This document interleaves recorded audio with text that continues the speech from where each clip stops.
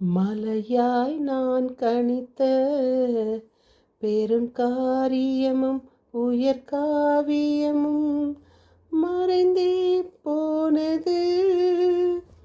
திருவாக உனை நினைத்து உயர் உறவாகவே நெஞ்சில் பதித்து உன் பெயரை சாற்றிடவே நலம் தரவே என்னை அழைக்கின்றாய்.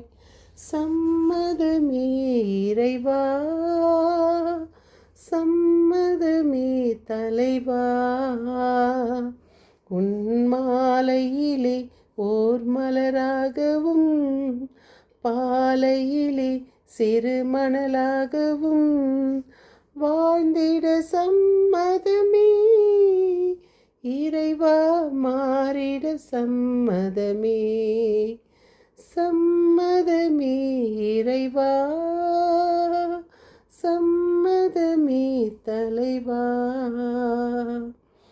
ஆம், நாம் இறைவன் நமக்கு பணிக்கும் ஒவ்வொரு பணிக்கும் நாம் சம்மதமே என்ற அந்த ஒரு சம்மதத்தோடு இறைவனுடைய பணியை நாம் தொடர்வோம்.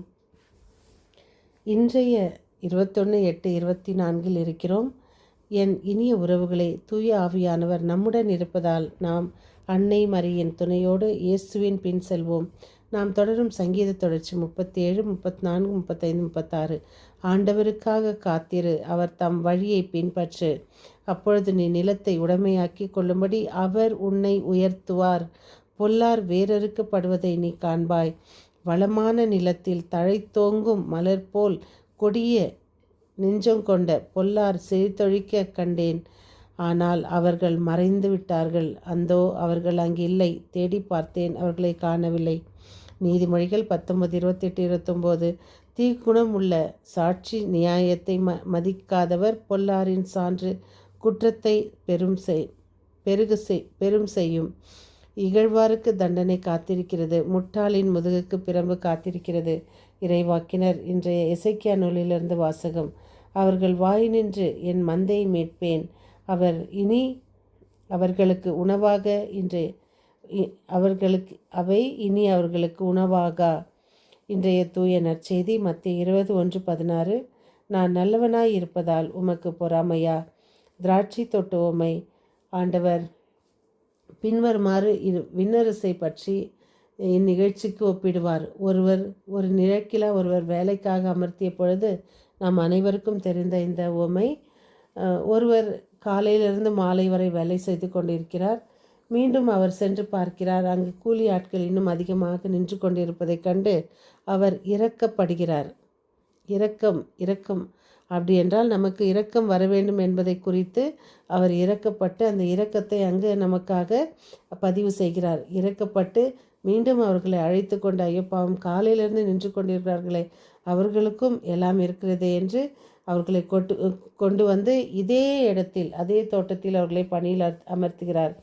ஆனால் அங்கு இருந்தவர்கள் முணுமுணுக்கிறார்கள், நாம் காலையிலிருந்து நாம் செய்து கொண்டிருக்கிறோம் ஆனால் அவர்களுக்கு ஊதியம் கொடுக்கும் பொழுது அவர் பேசியவாறே அவர்களுக்கு ஒரு தெனாரியம் வீதம் கொடுக்கிறார்.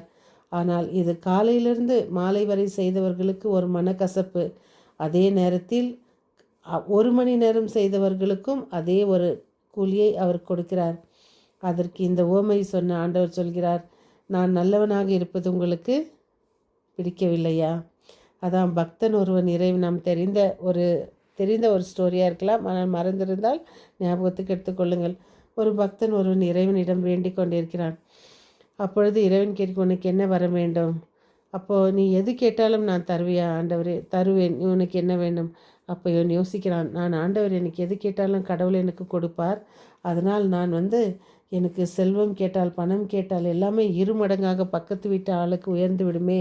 அதனால் நாம் ஒன்று கேட்போம், நம் கண்ணை எடுத்துக்கொள்ள சொல்வோம், அப்பொழுது பக்கத்து வீட்டுக்காரனுக்கு 2 கண்ணும் போய்விடுமே என்று. இதுபோல் நாம் இன்று வாழ்ந்து கொண்டிருக்கிறோம் ஒருவருக்கு. ஆனால் ஆண்டவரின் பிரசன்னத்தில் அனைவரும் ஆசீர்வதிக்கப்படுகிறார்கள். பொறாமை கொண்ட மனிதர்களையும் கடவுள் அரவணைப்பார். இதான் ஆண்டவர். பாருங்கள், மனிதர்களோ நாம் நல்லவர்களாக இருக்க விரும்புவார்கள். 100 அவுட் ஆஃப் 100 அவர்கள் எதிர்பார்ப்புக்கு நம்மை உட்படுத்துவார்கள். அவர்கள் எதிர்நோக்கி இருப்பதை நம்மிடம் எதிர்பார்ப்பார்கள்.